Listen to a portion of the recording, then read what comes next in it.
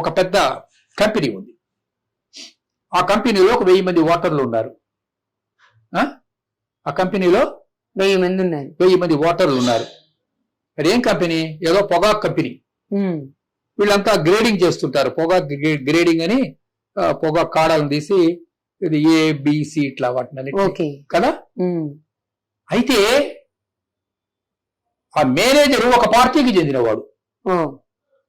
ఈ గ్రేడింగ్ చేసే వీళ్ళందరూ ఇంకో పార్టీకి చెందిన వాళ్ళు. వర్కర్స్ అంతా ఒక పార్టీకి చెందిన వాళ్ళు.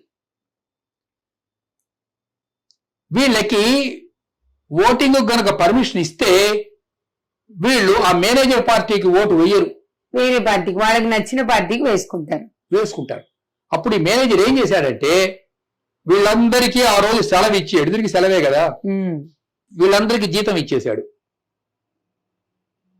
ఒక మేకను కోసాడు, ఒక కల్లుకుండ తెచ్చాడు, వీళ్ళందరినీ బందీల దొడ్డిలో పెట్టాడు. ఒక 1000 మంది, ఈ 1000 మందిని బందీల దొడ్డిలో పెట్టి తాళం వేశాడు. వీళ్ళు ఏం చేయక్కర్లా, ఫ్రీగా అందులో కూర్చొని మటన్ బిర్యానీ తిని కళ్ళు దాగి ఫ్రీగా జీతం తీసుకొని సాయంత్రం 5 తర్వాత బయటికి వెళ్ళాలి. తనకి ఇష్టమైన పార్టీకి ఓటు వెయ్యరు కాబట్టి వాళ్ళందరినీ అలా దాంట్లో పెట్టి లాక్ చేశాడు. అర్థమవుతోందా? అర్థమవుతుంది. సూచన సన్నివేశాలు మీకు చెప్తున్నా. దీన్ని రిగ్గింగ్ అంటారు. ఓట్లను రిగ్గింగ్ చేశారు. 1954లో జరిగింది. ఆ రిగ్గింగ్ వందల మీద కాదు, కోట్ల సంఖ్యలో జరిగింది. కోట్ల సంఖ్యలో జరిగింది. ఇది నేను ప్రత్యక్షంగా సూచన ఇన్సిడెంట్ కాబట్టి మీకు చెప్తున్నాను. ఆ రిగ్గింగ్ చేయించిన ఆయన పేరు చెప్పొచ్చునా మీకు? చెప్తే మీకు ఏమైనా ఇబ్బందే? చెప్పండి సార్. ఆయన పేరు ఎస్కే పాటిల్. ఈయన సబర్కాంత అనే నియోజకవర్గానికి చెందినవాడు.